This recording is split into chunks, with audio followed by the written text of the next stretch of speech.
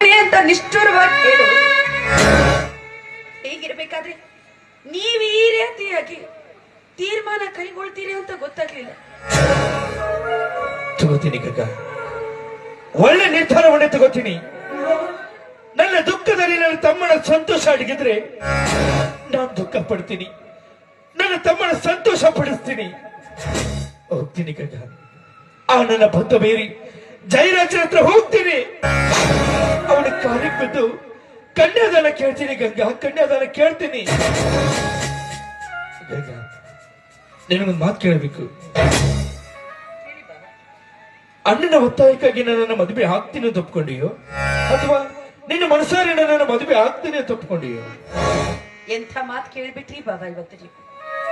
ನಾನು ಮನಸಾರಿ ನಿಮ್ಮನ್ನು ಮೆಚ್ಚಿ ಮದುವೆ ಆಗೋದಕ್ಕೆ ಒಪ್ಪಿಗೆ ಕೊಟ್ಟಿತ್ತು. ಅದೇ ನಾನು ನಿಮ್ಮನ್ನೊಂದು ಮಾತು ಕೇಳ. ಕೇಳು ಗಂಗಾ.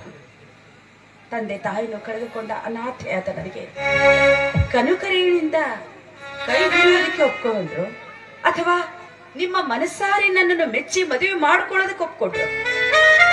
ಇಂಥ ಚಾನ್ಸ್ ಯಾವಾಗ ಬಿಡ್ತಾನ?